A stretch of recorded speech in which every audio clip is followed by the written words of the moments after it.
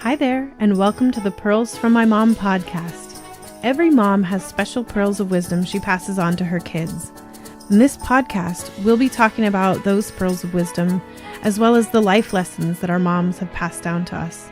We will be sharing to keep the legacy alive. Hello, and welcome to Pearls from My Mom. I'm your host, Jessie, and I'm very excited about my show today. I know I pretty much say that every week because I'm always excited to be on the mic with you guys, but I'm really excited today for one very special reason, and it is because I'm doing my first in-person interview with somebody I've known my whole entire life. And I know the show is called Pearls from My Mom, but you may or may not know this. I also have a dad. And I am lucky enough to still have my dad. And I'm doubly lucky enough to have my dad sitting right here in the studio with me. So, hi, Dad. How are you? Oh, I'm doing well, Jess. How are you? I'm doing great. Thanks for coming on. I'm excited that you're here. It's a pleasure. I'm telling you, it's always exciting when I'm around you. I know. That's what people say about us. So, you've listened to some of my shows before. I think you kind of get the general premise. Usually I talk to people whose moms have passed away, but I am lucky enough to still have you in this world, so I figured why not talk to you while you're here? Oh, I love it. Thank you. Yeah, it's really hard to talk after I'm gone, you know? Yeah, that's what they say about But that. there are psychics, and I know you had one on the show. I did. It was very, she could probably talk to some people that you might want to talk to, but... Cool. So let's just, this is a free-flowing episode, so we get to just talk about whatever we want. But I thought it'd be really fun to talk a little bit about you and your life. We could even talk about Grandma. You had a mom at one point, and she has passed away, so we can talk a little bit about her, too. We all have had moms. Yeah, that's right. That's right. So, Dad, you are from a small town. Ford City, Pennsylvania. Ford, like the car. Only we didn't make cars there. You made... glass. That's right. Yes, we made glass for Fords. Mm-hmm. That's not why it was called Ford City. Okay. It's called Ford City because of John B. Ford, who founded it. Okay. And it wasn't lost, but he founded it. Good. And he recruited people from Europe, Slovaks, Polish, Germans, Irish, Italian, Greek. Just throw in anybody in the mix, and that's our hometown. That's way cool. Mm-hmm. Yeah, so you grew up there, and what kind of kid were you? Do you remember what kind of kid you were? Let's see. I can only remember getting yelled at, so I'm not sure I can remember what kind of kid I was. Oh yeah, just the average kid down the street, or in the middle of the street, or wherever street that was. You find something to do in a small town. Go to the movies, hang with your friends, go to the playground, ride your bike. All of that sort of thing. And, the nice thing about the block that I grew up on was there was a nice grocery store on the next block, or corner of the next block. And within that, say, a 2-block radius, there were 3 other stores. Just stores that people had in their in a home. Mm. They maybe have bought the house next door, turned it into a store. Or they would live upstairs and the store was downstairs. So, a nice little homey thing.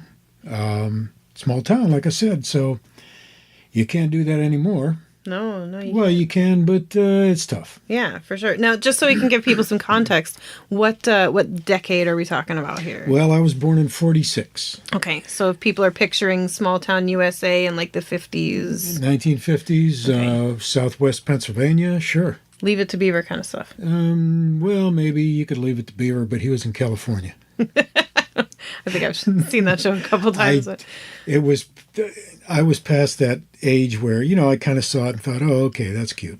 All right. That's about it. When you were a kid, this might sound dumb, but did you watch TV or did you listen to the radio? TV was big stuff, Okay. It was the old, what you always hear about, 3 channels. Yeah. And no remotes. Right.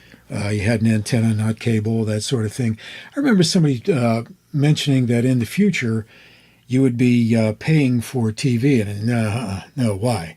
You got an antenna and you pick up 3 channels. That's all you need. What else is there in the world? And then we got a 4th. Whoa. Ooh, Big time is right, yeah. That's a big deal. So so you had a brother and you had grandma and grandpa. Mm-hmm. They're your mom and dad. Mm-hmm. So what did grandpa do? I know this. By the way, I know the answers to a lot of these questions. I'm just kind of giving you people context. So, okay. All right. So grandpap was He worked in the glass plant, as did most of the people in the town. Something I just found out recently, I had no idea that the glass plant was the largest glass plant in the world. I said, come on, you're kidding me. The town's only a mile long and a half mile wide, so, let's say a mile square. And here's a glass plant that was the largest in the world. You got to be kidding me. But they went 24 hours, 24/7, with shifts all the time. Well, 24/7, that's what that means. Hey, I figured it out. So Dad worked in the plant. He was also in the union. He was an officer in the union for a while and a staunch union man. Okay. So that's, kind of the story where he wasn't. It was really a hard-working town because of his parents and people of his generation, their parents, having come from Europe. And farmers, they worked in the fields. My granddad was a lumberjack. And they were recruited to come to America and new life, work in a factory, something that they had never done before, had a good living. They could start their own fraternal club, so to speak. Mm-hmm. There were 2 Slovak clubs, 2 Polish clubs, and a Ukrainian club, as well as an Austrian club, German club, Italian American, it was called Latin American club. And what else? American Greek Catholic was another one. Mm-hmm, yeah, the Catholic, that was the whole... Yeah, there were 3 Catholic churches in town at one time. Actually 4. And various other denominations, Baptist, Methodist, Lutheran, you name it. It was there. We were well represented. We were a small United Nations. Mm-hmm. Now, how long did Grandpa work for it was like a long time. I mean, that was his whole career, right? Yeah. He worked in Ford City for a while, then went to Toledo, Ohio, worked in the plant out there, came back to Ford City, and was there probably 45 years maybe. Mm-hmm. And, when he retired, he had his house paid for. Cost of living was low, so he had a really nice pension with really good benefits from PPG and Social Security, and he and Mom lived the good life. That's right. Yeah. They were always fun to visit. And now Grandma, she was a stay-at-home mom, right? As yes. Like pretty much every lady was, I think, at that time. That was kind of the norm, yeah. She was an Avon lady, though. She did like to sell Avon. Oh, she loved it. She was pretty much a stay-at-home person. Her world was the house and her family. Mm-hmm. And that's what she concentrated on. She was very proud of how neat she kept the home and her cooking. She was the most fabulous cook ever. Really? Ever. Oh, yeah. She'd whip something up like that, and she was just amazing. It's funny because I was telling you the other day when we would visit as kids, the only thing that she ever made was bologna sandwich on white bread with cheese curls. So I would have never guessed that Grandma was a really good cook because that's all we ever made. Well, she wanted to entertain her grandchildren, I guess, and yeah. she was going back to when her children were children of your age. So I kind of think that's where she was coming from. Maybe, but it was always on the same TV trays. They were kind of like, it looked like a wooden pattern. Yes. Like some faux, it looked like a floor, actually. And then they'd sit on the TV trays and we'd watch baseball because Grandpa always wanted to watch baseball. Big sportsman, and I'll tell you what, he was a very good player as far as he played on a softball team and played any position. Very good hitter, could play anything. And loved football. Didn't play, but loved to see it on TV. And, of course, being near Pittsburgh, big Steelers fan, Pittsburgh Pirates, hockey, Penguins. Yeah. So the whole bit. Yeah, he loved it. The whole deal. And you had a brother. So you're the younger brother. And yes. my listeners may or may not know that the youngest siblings are always like the coolest. Yeah, like us. Yeah. We too, yes. That's right. And you had a brother. Yes, he was about 4.5 years older than me. He was definitely a big brother. When he graduated high school, I was just getting into high school. Mm-hmm. He graduated 12th grade. I was just coming into 9th grade. So, yeah, it was not an entire generation, but a half generation away. So I could say I learned a lot from him, but I didn't.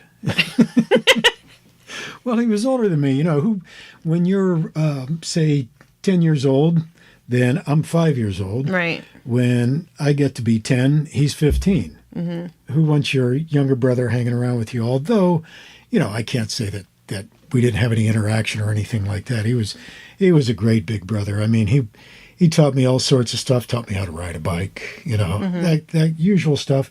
When you're on the bike and he says, okay, now the training wheels are off. I'm going to show you how to ride this. And this is the standard cliche thing where you hold on to the back of the seat and, okay, start pedaling. And I'd look around. He says, no, I got you. Don't worry. I got you. And then, of course, he lets go once you start rolling. Mm-hmm. And you're, I don't know, maybe 50 feet away or whatever it might be. And you hear him say, okay, I got you. And you realize that he doesn't got you. See, I always saw that in movies. And I thought, I felt like we missed out on that because I grew up in the mountains where ain't no place to ride your bike like that. No street. There's no way that you could have taught me how to ride a bike on those definitely mountains. Not. But whatever. I don't, I'm okay. I don't really feel You're like okay with that? Oh, yeah, it's fine. Good. I was worried about that. All right. So you grew up in Ford City. You had the mom. Yeah, it sounds like you're, a nice little family. Mm-hmm. Nice little, 2 cats in the yard. And just kidding. I don't think. No cats. No. Mom didn't really go for animals in the house, No. But so that's great. And then do you remember when you were a kid what you thought you might want to be when you grew up? I never really gave it much thought. Never really did, because I was pretty much in the moment. Mm-hmm. It was like I said, small town. Your neighborhood really is kind of your world.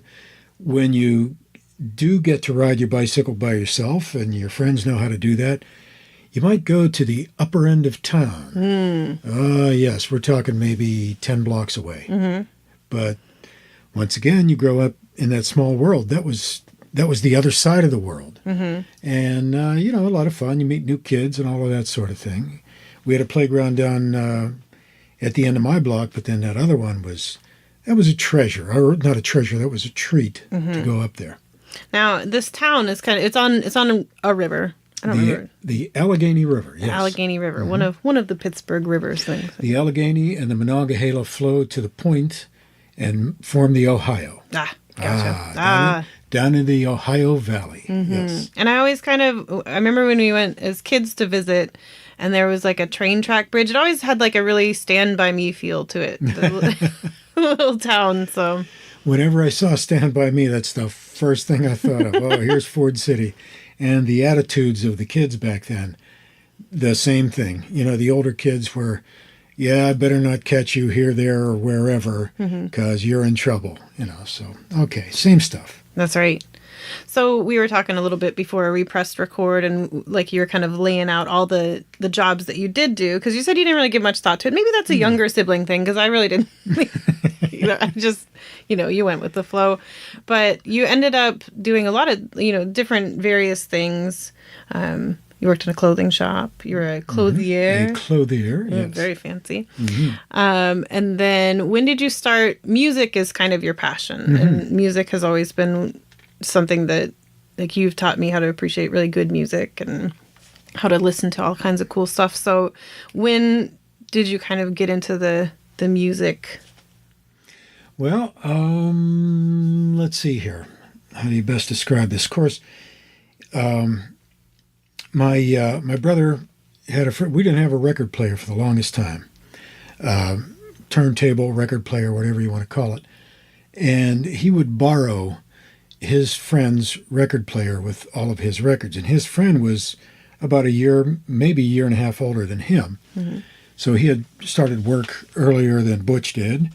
And he borrowed all of those records, and I would just sit there and just for hours. And with 45 records, you also had another side to them. So I just kind of learned different kinds of sounds too, or different kinds of records, stuff that you didn't hear on the radio, and loved that because of because it was different. So, I got to be a mobile DJ with a friend who was still in high school. This was after I graduated, and he and I kind of pulled our records together, got some equipment, and went and did dances and parties and stuff like that. Then we had stopped doing that. He went to college, and I was working as the clothier. Sure, yeah. Very fancy. Yes, in a not in the hometown, but the town next to it, which was the county seat. When I moved there, I thought I was in the big time. Ah, big city right there. I'm in the city, although it really wasn't, but it had a courthouse. Oh, yeah, that's something. But yeah, right there along the Allegheny too. And so I'm working in a store, and one of the guys from that school comes in, and we're talking, and he says, "Hey, they have an opening at the radio station. You ought to go apply for it." And I said, "Well, I don't know. I couldn't." He says, "Yeah, but all that music, and you do all those dances and all of that." I says, "Yeah, but, being on air is a different thing." And he said, "Well, you just thought I'd tell you." So I thought about it and was kind of shy about it and figured, well, nah, let me sit on that for a while. So I did. And of course, 6 weeks later when I called the station, no, that position's already been filled. Right. So I was determined at this point, finally after I got the courage to do it, I said, well, how about if I come to the station, make a tape for you? You can put it on file. If you get an opening, give me a call. So I did that. 6 months later, I get a call. You still interested? Oh, yeah, definitely. So at that point, I had already started a record store with a friend. Like you were the owner of the record store? Yes. That's very high fidelity and super cool. Yes, we were co-owners, sold LPs, 45s, that whole thing. And it was right down the street from the high school and the elementary school. So we were able to get a lot of traffic in that way. And being that we were younger, the only other place really that you could buy records was the 5 and 10 store. 5 and 10, for those of you who are younger, meant just that. When my parents were younger, there was a thing called a 5 and 10 cent store, which was a variety store, namely Woolworths and G.C. Murphy Company. And that's, if you wanted records, you went to Murphy's, 5 and 10. So we started that, being that we were of that age or around that age. Like I say, we were out of high school at that time. Got a lot of kids in there, and then I got the gig as a DJ on the air too, and it was a fun thing. I was doing music 7 days a week. So now, what year? Like, do you remember what year? Yes, 1960. I was 20 years old. So Sorry, not 1960. 1966. I was 20. Okay. Yes. All right. So, what do you remember some of the artists that were going on then? Oh, yeah. Beatles were big. They hit in 64, and the whole music scene changed. Beatles hit, that was it. All the cards were off the table. New fashion, of course, new hairstyle. Nobody had ever seen hair that long. And within, maybe 8 months, they were a group that had maybe some of the shortest hair around, because those who appeared on the scene wanted to outdo them. But, of course, it wasn't about how you looked, but like any other thing, it's the whole package. And that was part of it.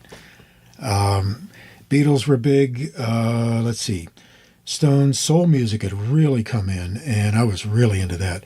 Motown had taken off. I was listening to Motown before it got really big, and the reason being is I listened to the soul station, meaning the black station, but used to get all of those great sounds from there. Going to the playground from my house, I would pass a lady's house who had all the greatest R&B groups, R&B records that you ever wanted to hear. She had 6 kids, and all of them, well, let's say 99% of them, are into music. One is an organist, self-taught. His sister is a vocalist, and she is something else. Both of them sing. The guy, Stanley Hefner, who plays the organ, won a state championship for bass vocalist, I forget what year. Kat, his sister, they'll play together. She does her own thing with some other groups, and Stan kind of does that on the side, although you couldn't tell it. You would think that that's all he does. And the oldest brother, who's a couple years younger than me, Skip, is a very, very fine singer himself. Their other brother, Steve, does mobile DJ, and he doesn't just go out and play records. He puts on a show, he interacts with the crowd, he sings, sometimes his son comes along. So maybe I'm drawing out the story too much, but this is where one of my early influences was. And she, meaning the matriarch, Juanita, had and is still playing, she's 88, playing organ in church every Sunday. Nice. Yes, very nice, very nice. So very musical family. And I listened to stations that had different kinds of music than what you would hear on quote-unquote normal radio, whatever normal is. So yeah, it was a nice upbringing. When I went into basic training in 1967, then I got out of radio because, being in the military. When I came back, it was and by the way, I was in the reserves, so I had a 6-year thing. I didn't go 2 years like a draftee would, or 3 years like a somebody who had signed up. So I had come back in 4 months. There were so many, Vietnam was happening at the time. There were so many people who needed to be in basic training that we were backlogged as far as people joining the reserves and the National Guard too. So was it voluntary? You volunteered? Yes. Okay. Yes. It's not like you got drafted, or I honestly don't know how that works. Okay. No, if I would have gotten drafted, I would have been in the service where I would have been in the service. Okay. That's it. Okay. So I was able to be what they called citizen soldier, and came back from that. Didn't go back to the radio station. Went somewhere else. I worked as a cost accountant and a what else did I do? There were several different jobs I had because it was a small company and I wanted to try my hand at a lot of different things. Cost accountant, I also procured materials. It was a machine shop. So the metals that we needed, the tools that we needed, I would find out the best prices for those, get those. Did that while being on the radio too. Prior to doing that, though, after I had gotten back, I worked in a fertilizer plant, driving a forklift and a high lift. Did that for a short period. When you're working by the Allegheny River in a plant that has virtually no heat, they had electric heaters that you couldn't stand next to because you were working. So the heaters were there, you weren't.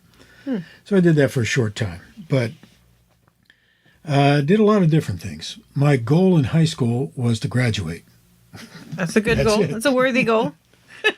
I really didn't know what I wanted to do, so I figured, well, I'm a tumbleweed. I'll go wherever I can find roots. Yeah, that makes sense. And how did your parents feel about you doing the music stuff, or do you think that it made a difference to them? Well, they supported me. They thought that was great. Matter of fact, for graduation present, I got a tape recorder. That was Mom's doing. She knew how much I like music, and she went to Dad and said, "Hey, this is what we ought to do for this guy because he's into this." So, and I got it early too, rather than waiting for graduation. I got it maybe 6 months prior to graduation. Oh, that's awesome. It's Yeah. I mean, I had supportive parents, so it's really nice to know that you had supportive parents. And I did. the tape recorder was like new technology, right? Well, no, it wasn't new. Okay. But I don't know. no, it definitely wasn't new, but it was something that not everybody had. I knew a couple of other guys that had it. One guy in my class, genius when it came to electronics, math, just about anything, worked at the radio station.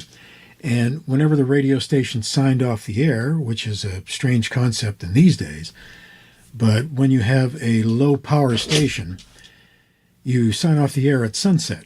Okay. And whenever they signed off the air, then I would go in, some friends of ours would come in as well, and we would record some music on the tape recorder. Mm-hmm. So I learned some things from him.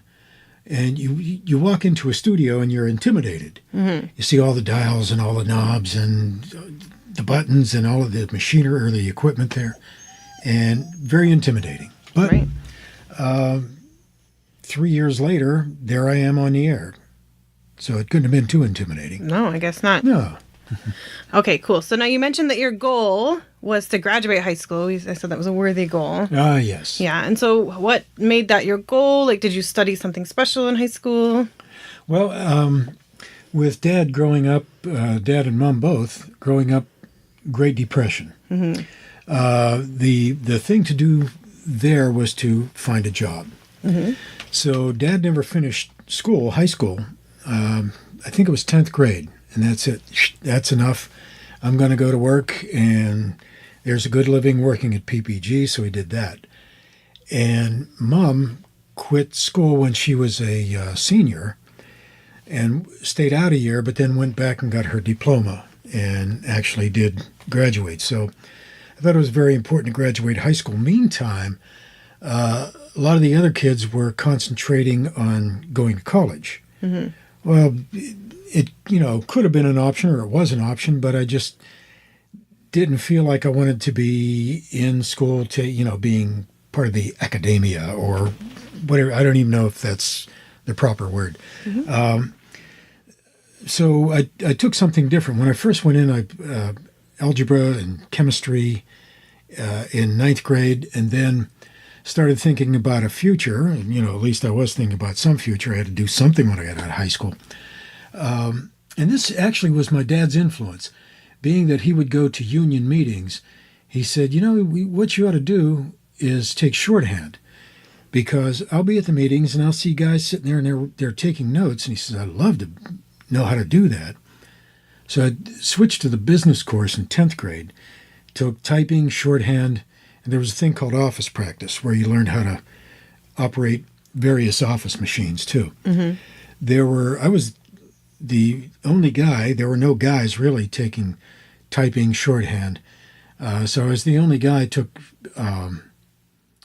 shorthand. Let's see, I also did bookkeeping because algebra wouldn't work in the business world necessarily. It may, but thought I needed to have a background in that as well. But no other guys doing that sort of thing. So it was a bit different in our shorthand class. I think we only had, when we were seniors, I think we only had maybe 10 or 12 people in the class.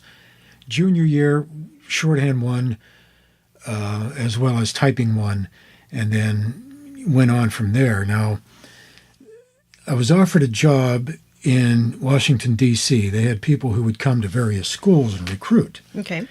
Matter of fact, Phyllis, my current wife, was also in the same class, and she had gotten an offer. And things being the way they were with parental control in those days, her parents did not allow her to go to D.C. all by herself at 18 years old, that sort of thing. And my parents didn't allow me. And I said, yeah, but here's whatever amount of money. But here's the money I'd be making. Well, they shot that down with, but the cost of living is higher, so it's not that much. So I didn't do that. Then I got into, like I said, working as a clothier. And by the way, too, that was the whole scene was the Rat Pack at that time. Okay. Sinatra, Dean Martin, Sammy Davis, all of those guys. And they all entertained in Vegas. You had to be very well dressed then. Being in a clothing store, then of course you had to have, I had shirts of every color, short sleeve and long sleeve, all the ties you could name, suits, sport coats, the whole deal. And in those days too, whenever you went out on a date, you would usually dress up, and I don't mean necessarily you wear a tie. You might wear a turtleneck with a sport coat, that sort of thing, and that's kind of the way it was. I remember working with guys when I was in Denver, and much younger, your age, half my age. All right. And telling them about being on a date where you could go have dinner, see a movie, put gas in the car, and you did that with a $20 bill and still had change at the end of the evening. Yeah, that was nice. Yeah, like that. It's not like that anymore. No. I mean, I don't know. I haven't dated in several years, but nor I. So that's awesome. So you went through school, you finished your high school, you went through the basic training, and then at some point you decided you were going to move to. Well, actually, going to go to Phoenix. Never made it. I'm going to Phoenix. Well, no, I'm going to Tucson. Well, I was flying into Phoenix. You're going to Arizona, yeah, next week. But your mother and I met up in '72. I was there was really not much to do around that time because the glass plant was still going, but it wasn't. There was talk of it moving away and all of that sort of thing. And I thought, I've been in this area all my life. I was 26 at the time. I had just gotten my honorable discharge, so I had really nothing to keep me there. Your mother and I met up. She said that she was thinking about heading out west. So we pulled our resources, got an old bread truck from her stepdad, or not from her stepdad, a friend of her stepdad's. Okay, like a Wonder Bread truck? Yeah, something like that. And, it was refurbished and all of that. So in that way, we had room enough to carry some belongings. And we suffered a couple of breakdowns along the way. By the time we got to Denver, I had a friend who was stationed at the Army hospital there, and this is regular Army. He was in the reserves too. He wasn't in my unit. He was in a different unit, and he decided to join up. Joined up, went out to Denver, was his station. So stopped to see him, and it was getting to be the end of summer. We had already planned to be in Phoenix, didn't make it that far, so we were planning our future and looked at the mountains and looked at each other and said, we might miss that snow. Let's camp here for a while. So we camped there for a while, and 40 years later, we pulled up stakes. But as you well know, we had split up. For sure. Since then, say at about 31 years. And it was just one of those where it's life. Like I said, I was a tumbleweed. And she wanted to do something different. She was already retired because that was her goal. I mean, she worked hard. My mother was a hard-working lady. And one of the things, too, I have to say, that she was so hardworking and was so ready to jump into a career. I shouldn't say jump in, ready to have a career. And she worked hard at that, she had made enough money to support the three of us. You weren't around yet. Oh, man. Sarah was around. Yeah, well, Then you came along, and she was the breadwinner. I was able to be a stay-at-home dad, which is the best thing that I have ever done in my life. I was able to do that for about 5 years. Yeah. I've known you since, well, I've known Sarah too, of course. But in the early years, Sarah was, when we lived in the mountains in Evergreen, as you well know, a small mountain community. Yeah. When Sarah was born in 1977, there was not a lot of daycare to speak of, so we had to find good daycare, and the good ones were moving on. The not so good ones were staying there, but we pulled her out for whatever reason. And when Sarah was about a year old, your mom and I sat down and decided, well, like I said, she wanted a career, bawling my eyes out because I'm thinking, what is this? We already talked about years. There was always a mom at home with all my friends, and that was the norm. In the 70s, totally different thing. Women went to work, and there was daycare for the kids. Just for context for people. This is Sarah. My sister was born in 1977. Correct. So, and I was born in 1980. So we're talking about like 78, 79. 78 was when I started to be a stay-at-home dad.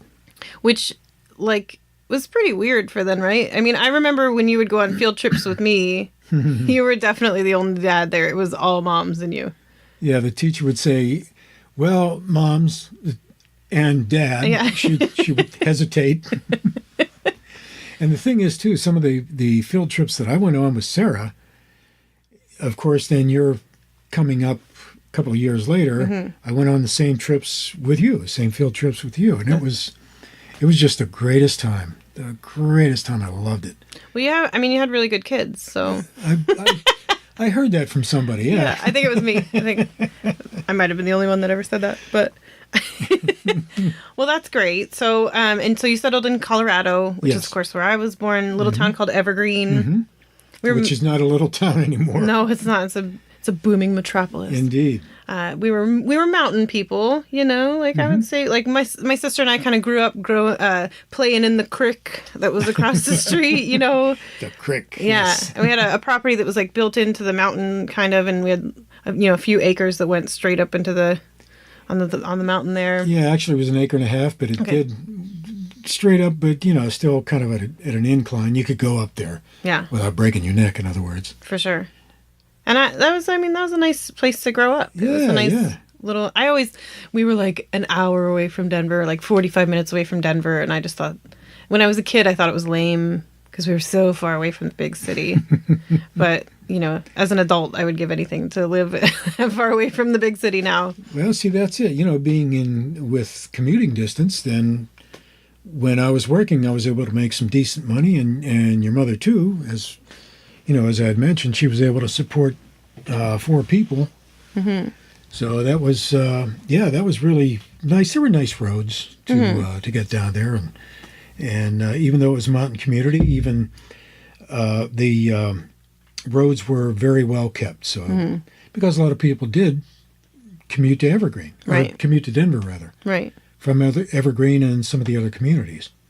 Now, the reason I talked about music before is because the bulk of my existence, you were doing music stuff for the most part. I mean, you were the stay-at-home dad with me until I was a kid, or until I was a bigger kid. And then, you had some other jobs, working at Anderson's. I worked in a convenience store twice. Yeah, I worked there too. Sarah worked there too. Yes.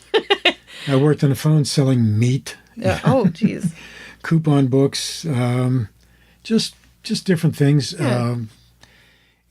Anything to bring in a buck. Sure. It's just the way I did it, the way I wanted to do it. What I remember the most is when you worked at the radio stations, and then you were also a mobile DJ again.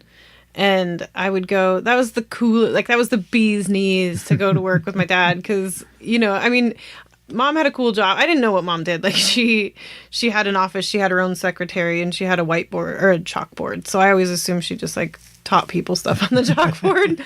And I thought it was cool that she had her own secretary. I don't remember really what she did, but yours was tangible. Like I could watch you, if you would take me along on the mobile DJ I'd watch you DJ a wedding or... Oh, well, and you were kind enough to come along one time when I needed, there was a particular form of music that I didn't have a lot of, and you seemed to have more knowledge of. Mm-hmm. So you were there to help me, and you helped out great. Yeah. It was just, you did a fantastic job. I'm going to put that on my resume. And, definitely. and I've got to say, too, that you were talking about, you really didn't know what your mother did. She was program director at a home for developmentally disabled. Mm-hmm. And she worked her way up. She got there to, to take care of people. Next thing you know, she could have had the directorship, but declined on it because she wouldn't be making any more money than she already was. Yeah. I didn't realize how high up she was until actually after she died, when we had her a party at Sarah's house for it, and people were talking about how important she was. But that's neither here nor there. But yeah, I mean, I'm just saying yours was more entertaining for sure to go. And then when you worked at the radio station, specifically K-High, that's when I had braces. Yes. Very nice braces from 12 to 14. And I would get to play, and you worked so K-High was a jazz station. It started out to be a classic rock station. Okay. Oh, yeah, I loved that. Okay. But then it turned into jazz. Kenny G jazz, not Right. Well, for those of you who like smooth jazz, please... I worked there Forgive me. 14 years. I worked there 14 years, from when it was a classic rock station to when it turned into smooth jazz. But for me, my choice is traditional jazz, trad jazz, whatever you want to call it. Bebop stuff and improvisational stuff, that sort of thing. But I did work jazz in Pittsburgh years prior to that. So whenever they said they were going to change to jazz, I thought, oh, yeah, this is great. Well, it was great to a degree, but, it wasn't what I was thinking, what I was expecting. Mm-hmm. But, you still did it. It was fun. Yeah. Well, I enjoyed being on the air. It was great. Oh, yeah. And people enjoyed you being on the air. And the reason I mentioned that is because you had the 6 to 10 or 6 to midnight? I worked, 7 to midnight. 7 to midnight. Well, no, actually 6 to midnight when we first started, the hours, the shifts were stretched a little bit further out because you hired less people that way. Right. But I think most people, if they think of the popular radio people, you'd think the morning shift. Mm-hmm. Because they're the wacky ones. They get to play all the sound effects. And then you've got the drive home guys that are also kind of like that. Mm-hmm. But for a smooth jazz station, the bulk of the listenership happens in the evening when you're mellowing out. So you were like the guy. Well, at that point, I did work the morning shift once. Mm-hmm. Were you wacky? And Michael K's wacky show? No, not so much. Okay. Zing! No cowbells, none of that. And I do know you need more cowbell, but I didn't have any. That's right. And I did the afternoon shift, and I did drive too. But somebody said, you've got that really smooth voice for this this format. You need to be on the air 7 to midnight, it was 6 to midnight at that point. I said, yeah, but I got a family. Well, if you want to feed the family, this is what you do. So I said, well, okay. Well, that's when people want to listen to a smooth voiced, smooth jazz kind of. Well, thank you. It was really fun, and I don't want to say tailor-made, but that's, as you well know, that's my personality. Mm-hmm. I'm just a laid-back kind of guy. That's right. And so you would do that, and I'd go to the orthodontist with you. And first of all, I got to stay up late, and that was cool. And I usually get Arby's afterwards, which I don't know why, but I always thought that was a delicacy. And then we would go to your work, and you would be in your studio, and I knew all the rules. Like if the light was on, I couldn't come in there because you were on the air. Sometimes I did get to be on the air with you a couple times when I was little. But then I would sit in the other studio where, because there's nobody else in the studio, and I would play with all the tracks. Because you put the cartridge in and you could listen to cow sounds or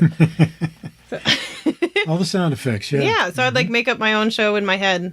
So I guess, and now I have a podcast. So. Yeah. See, there it is. And there's tens of listeners out there. Oh, so, yeah. We're talking to tens of people. Thank you. And I appreciate you, every single one of you out there. So that's great. And then I remember when I was in Girl Scouts, we brought the troop to come, and it was like we brought the troop to the radio station, and everybody, like, I just felt like I was like the it kid, you know. My dad has like super cool job, and you know, it's a job like anything else. When you're not doing that job, being that you're in front of people, at least your voice is, that it seems, I don't want to say glamorous, but it seems so different from everything else because it's something that a lot of consumers, when I say that, I mean listeners, but a lot of listeners pick up on that product, so they consume all of those sounds. And you reach a broader range of consumer, I guess you should say. And it seems bigger than it really is, because once you do get into it, then you're a working stiff just like anybody else. You know, yeah, you can make good money, but yeah, you can make lousy money too. When one of the stations that I worked at in Pittsburgh was an AM and an FM, and I worked every shift on both the AM and the FM in the 3 years that I was there, with the exception of the Italian Carousel. Okay.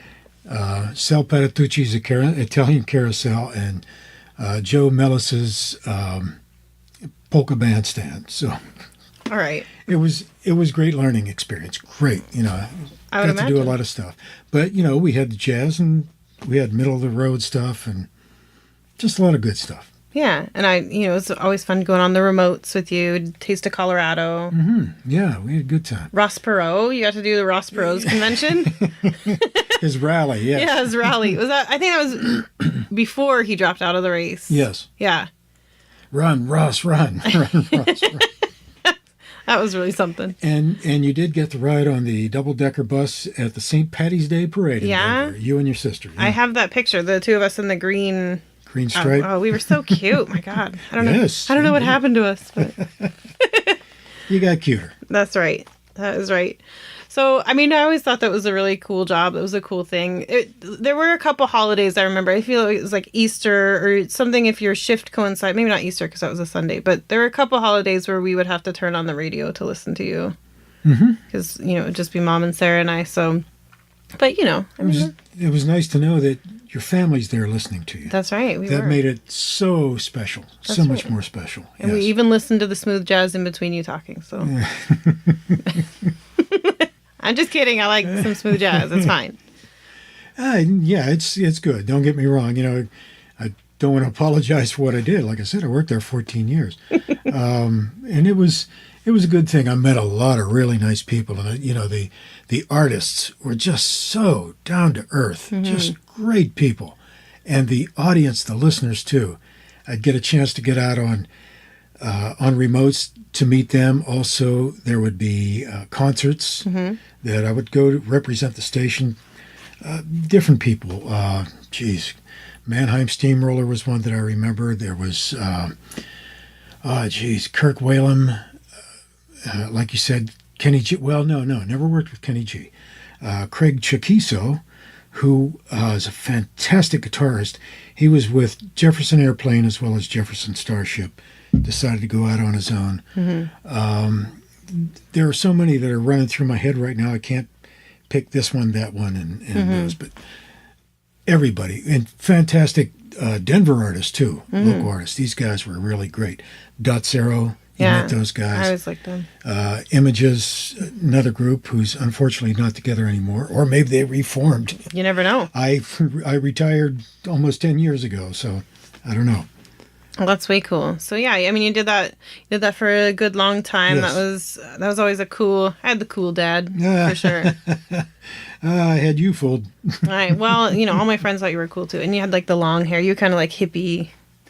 Well, that's that was part of that generation. You still kind of look like a hippie. Well, that's what I hear. So you retired 10 years ago. Yeah. Yeah. You mentioned, like we've already mentioned that, you know, you and Mom split up and it's, you know, it is what it is. It's fine. Actually, it was 8 years ago. I'm sorry, but that's neither here nor there. That's okay. So then you decided to stay in Colorado for a bit. Just living in the mountains there. Yeah, I worked as a satellite technician. For Clear Channel. Yes. Yeah. Yes, and that was for 11 years. Okay. Yep. So you did that. You were living in Colorado, up in the mountains. You were a mountain man. Ah, yes. Split my own wood. That's right. All of that. Sure, you bet. I enjoy that. I really enjoy that life. Mm-hmm. It was great. Just cold. Not nearly as cold as it gets in here in Canada, though. Not nearly as cold as Pennsylvania in the 50s either. I bet not. Oh, it was nuts. The snow would fall down in say, late October, early November. You would see the ground in March. Mm-hmm. Gray skies, trees had lost their leaves. Yeah, you know. I know that life. Well, that's right. Live that life. That sunshine in Colorado, though, was year round. Oh, I know. Yeah, you can't really mess with it. And people always say, oh, you live in Canada, but you're from Colorado. You're used to the cold. And I'm like, no, it's way different. And when you retire and you move to Florida after living in the mountains for 40 years, well, say 36 of those 40 years, right? Then your blood thins out and you get a little bit chillier than you used to be, even though people think you should be used to it. That's right. So, and you're living in Florida now. Yes. How long have you lived in Florida? Well, when I retired 8 years ago, then Phyllis and I got together. Like I said, we had some classes. We never dated. We knew each other or have known each other since first grade, but never dated. We had some classes together, and that was it. I knew her, and, but like I like to tell people, and she cringes every time I tell this, my first day of school in first grade, right? That I had never been around that many kids before. And there was a lot of mayhem and talking and, kids, you're 5, 6 years old. For sure. And no teacher in the room at that particular point. And you know how it is when you're at a movie and they do a slow down kind of thing and they focus maybe on one person and everything else becomes foggy or faded. Right. And all you see is that one person. It's like in Wayne's World when they did Dreamweaver. Yeah, there you go. Okay. And but it wasn't Bohemian Rhapsody, definitely. Right, no, definitely not. But there was one of those things where I saw her and thought, wow. Of course, being 5 years old, you don't know what to do. But she struck me then as being something very special. And you know me, I'm a laid back guy, kind of move along. I have 2 speeds, slow and slower. Yeah. So we really didn't get together until we were 65. Mm-hmm. So it took me 60 years to get up the courage. Well, at least you're together now. Indeed. Been married for 3 years now. So that's right. Yeah. So, we've had a good time. But like I said, it kind of took me a while. Yeah, well, now you live in Florida, and it's all warm there. Well, yeah, and what I like to tell people, too, is when we moved from Evergreen to Pine, it was further up in elevation. It was 8,500 feet. Right. And now on the beach, sea level, in a condo on the 8th floor. So I tell them I went from 8,500 to 85. Yeah, I can see that. And that's great. A little bit different. Yeah. And now so you guys are, both retired. Mm-hmm. And you guys, do the retired living on the beach thing. Mm-hmm. Came up to Canada, able to do that, to see you and everybody else. And I'm so happy we spent Father's Day together yesterday. Yes, we did. And you have a wonderful family, too. Thanks. And, just got to see Philip on Father's Day as well. And we had nice brunch. Yeah. It was great. And you consented to do this podcast interview. So, and like I said, you've listened to some of my episodes before. So kind of the heart of the show is Pearls from my mom. Yes. Generally, I talk to people whose mothers have passed away, and you have a mom. So was there anything that you learned from Grandma? Do you think she had like a great pearl of wisdom that I can't really track it down to any one pearl of wisdom other than to be a good person. Mm-hmm. She was always very, very pleasant around people. She would go out of her way to make somebody feel comfortable. Mm-hmm. And like I said, her world was the home. Mm-hmm. She's a very good homemaker. When she got to be an Avon lady, then she started to branch out. She would go to people's homes. And at one point, she couldn't... somebody wasn't going to be home whenever the Let me just say this, that whenever that was supposed to be delivered, the lady wouldn't be home. So she said, well, I can come to see you and pick it up at your place. So when Mom heard that, then everybody was coming to pick up from her place. She didn't go out. She stayed in her castle. You know, they say a man's home is his castle. No. That castle belonged to Mom. Mm-hmm. Yeah, and also your parents were married. Well, we were there for their 50th anniversary. Mm-hmm. So your parents stayed married for, it was like 62 years. 62 years? 62 years, yeah. Mm-hmm. Mom passed in 03. Okay, and Dad in 04. Mm-hmm. And they were 7 years apart. Dad was 92 when he passed. Mom was 85. He was 92 and a half. Yes, 92, yes.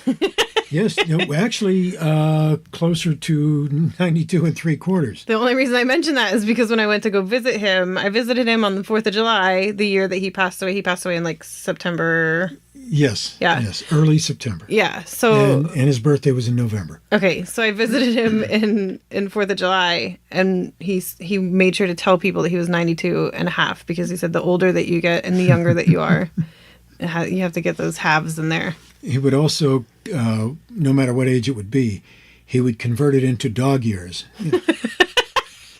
So he'd say, well, I'm only 10 or 13 or whatever it might be, you know.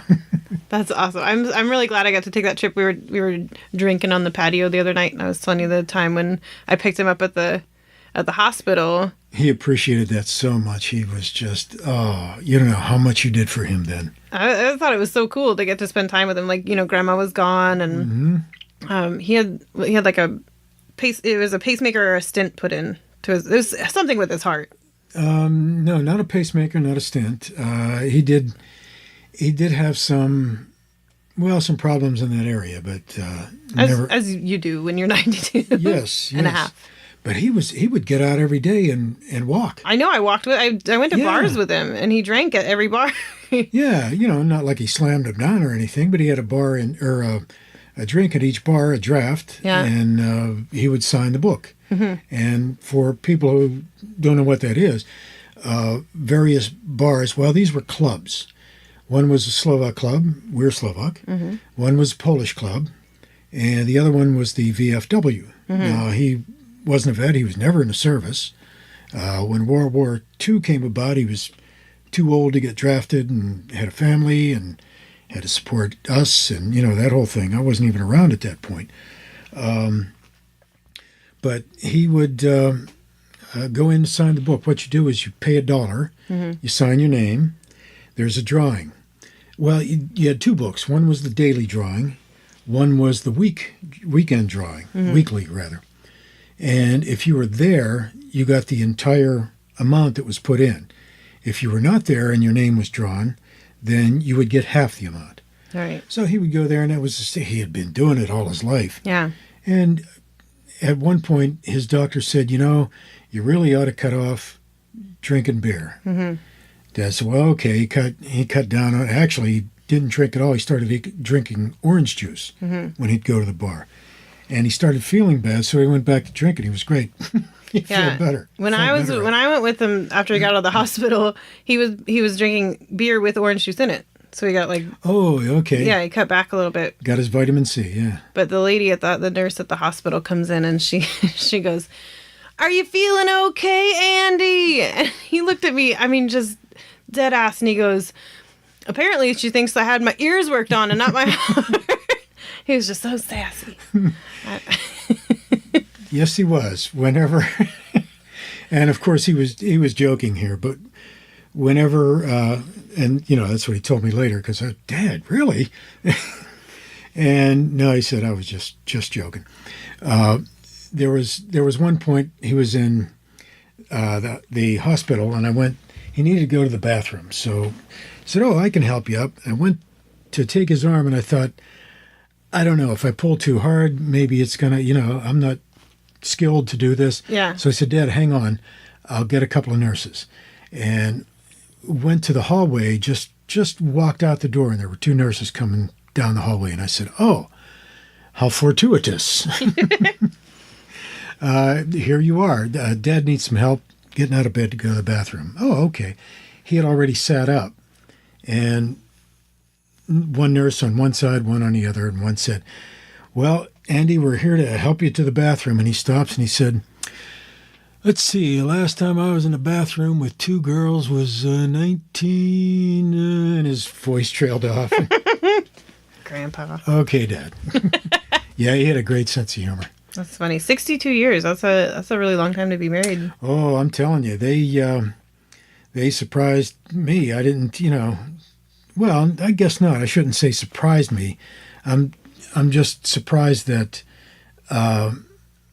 they they lived that long, I guess, to be together 62 years. And I know, there are people who live or are together longer than that. Dad comes from, or I should say we both come from people who have a long lifespan. Yes. His brother was 95 when he passed. His one sister was 92. Mm-hmm. Let's see, another one was late 80s, just about to be 90. Mm-hmm. And another one was early 90s. The youngest one went first, but that was a whole different story. Mm-hmm. It was an accident. Ooh. Yes. All right. Well. So yeah, we have long lineage here. I'll take it. I like that. Hey. I figure I got some more years to go. Well, that's good. So we've heard your pearl from your mom. Yes. We've heard a little bit of sass from Grandpa. Mm-hmm. What do you have a pearl? Do I have a pearl? Let's see. What's Dad's pearl for? Oh, geez. I can't break it down except to say, be happy, be kind, first of all. Just leave. I can't, being that I'm not younger anymore, but there was one time where I would subscribe to James Dean's Pearl of Wisdom, which was, paraphrasing here, live fast, die young, and leave a good-looking corpse. Mm-hmm. So, but I'm definitely not subscribing to that. All right, that's good. But no, I just think, live your life, be happy, make sure that those around you are happy as well. And I don't know, one thing that I've always liked to say is that today is my best day ever, and tomorrow is even better. Oh, I like that. I can tell you a couple pearls of wisdom from you. And that would be?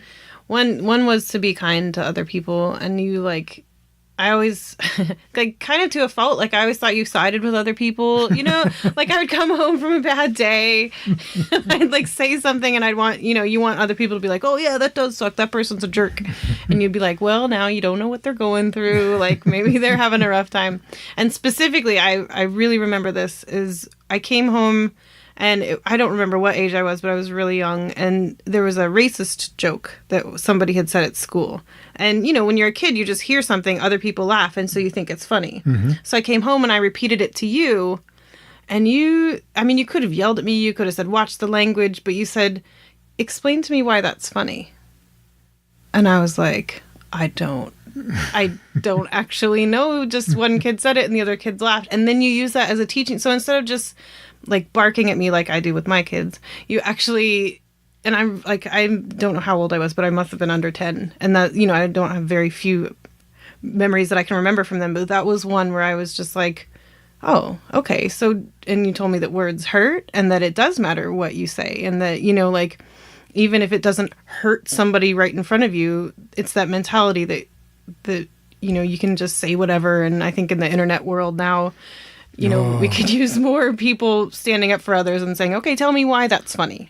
Indeed. You can't. Okay, well then don't say it because it's not funny and and it's hurtful to people. So that was a huge lesson for me. So I always appreciated that. I'm glad to hear that. Yeah. I'm so glad to hear that. To know that something you've done has made an impact. Mm-hmm. And I know you've impacted others with that too. So yeah, I try. Keeps on going. I try. Mm-hmm. That, and you were always really supportive of all the dreams that I had. So even whatever crazy thing, because I'm one of those people that's over here, how about this, shiny squirrel, it's just like your dad. Yeah. And you were always really supportive of that, and so I always really appreciated that. Oh, most definitely. All right. Now, last thing. Yes. You've lost both your parents. Mm-hmm. You lost your brother at a pretty young age.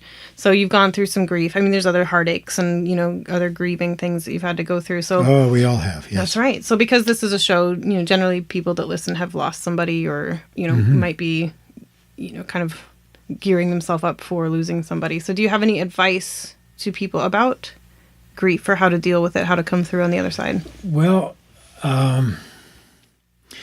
being that my life has always been about music, or most of it, that the Dust in the Wind song from Kansas, All We Are is Dust in the Wind, that to me kind of sums it all up. Well, there's another song too, Get Together from the Youngbloods. We are but a moment's sunlight fading in the grass. Just to wax poetic here. I like that. Yeah, it's just do well. Just be happy. And by being happy, that means don't necessarily get your kicks by making somebody else miserable. Just be happy. Make sure that they have a good time. That's what I used to do whenever I was going to DJ a gig, that I would want the other people to have a good time.